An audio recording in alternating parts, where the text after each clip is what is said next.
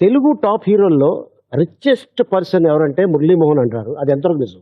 నాకు తెలిసినంతవరకు భారతదేశంలో సినిమా ఇండస్ట్రీలో రిచెస్ట్ పర్సన్ ఎవరు అంటే శోభన్ బాబు గారు. ఎందుకనంటే ఈ బిజినెస్ సంబంధించిదే ఇట్లా పోయిన తర్వాత డబ్బులని పోయిన తర్వాత తెలియ చెప్పాను, సార్ మీరు చెప్పినట్టు అయిందండి, డబ్బులని పోయినాయండి బిజినెస్లో అన్న. నేను ఒక సిద్ధాంతం నమ్ముతున్నాను, నీకు చెప్తాను, నచ్చితే నువ్వు కూడా అది ఫాలో అవ్వాలి.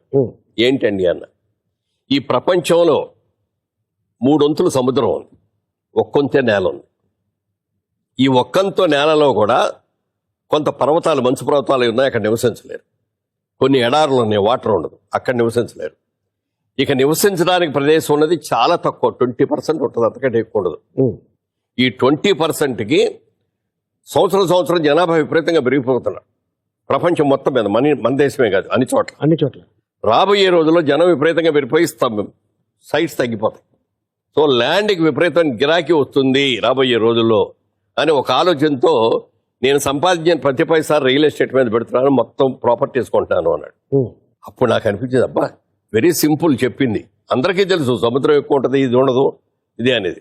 కానీ దాన్ని ఒక ఆలోచనలో పెట్టుకొని ఇలా బిజినెస్ చేస్తే బాగుంటుందని ఆయన ప్రతి రూపాయి ల్యాండ్స్ మీద పెట్టాడు. అంటే ఆ రోజుల్లో ఎకరం 5,000 రూపాయలు పెట్టి కొంట ఎకరం 50 కోట్లు అయింది. ఆ విధంగా చూసుకుంటే భారతదేశంలో అమితాబ్ బచ్చన్ కాదు, ఇంకోళ్ళు కాదు, హయ్యెస్ట్ రిచెస్ట్ పర్సన్ ఎవరంటే భారతదేశంలో సినిమా ఇండస్ట్రీకి సంబంధించి శోభన్ బాబు గారు. సో అదే ఫాలో అయ్యారు మీరు కూడా? దాన్ని ఫాలో అయ్యాను. అది చెప్పిన తర్వాత అది నాకు నచ్చింది. హైదరాబాద్ కూడా వచ్చాం కదా, బిజినెస్ చేద్దామని అనుకుంటే ఫ్రెండ్స్, నీలాంటి ఫ్రెండ్స్ అందరూ వచ్చేసి, మురళీమోహన్ గారు మీకు చాలా మంచి పేరు ఉంది, మీరు వచ్చి రియల్ ఎస్టేట్లో కనుక దిగారు అంటే ఇది అందులో మోసాలు, రౌడీయిజంలు చాలా ఉంటాయండి, మీ మెంటాలిటీ కుదరదు, బ్యాడ్ నేమ్ వస్తుందండి అన్నారు. నేను ఒక మాట చెప్పాను, సార్ కాయిన్కి రూపాయికి ఒక పక్కే చూస్తున్నారు, నేను రెండో పక్క చూస్తాను. మీరు బొరుసు చూస్తున్నారు, నేను బొమ్మను చూస్తున్నాను. ప్రతి వ్యక్తి కూడా నాకు అనేది ఒక ఇల్లు కావాలి, నా సొంత ఇల్లు.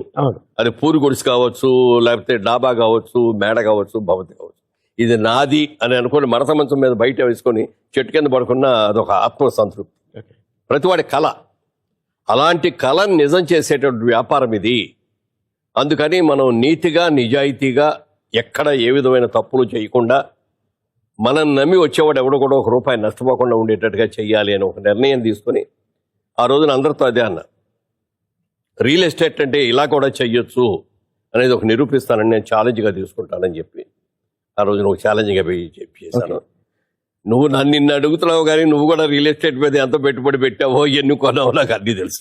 నేను మిమ్మల్ని ఫాలో అవుతున్నాను సార్. అదే కదా, మీరు కూడా ఫాలో అవ్వండమ్మా, నేను చెప్పింది చాలా కరెక్ట్. ఇది అవకాశం ఉంటే మీ దగ్గర వాళ్ళని డబ్బులు ఉండవు, వాళ్ళ జీవితంలో ఇప్పుడే పైకి వస్తున్నారు. మీరు ఎక్కడో చోట మీరున్న సేవింగ్స్ నుంచి ఫస్ట్ ఒక ల్యాండ్ ఎక్కడో చోట ఒక 100 గజాలు, 200 గజాలు, 500 గజాలు మీ కెపాసిటీని బట్టి కొనుక్కోండి.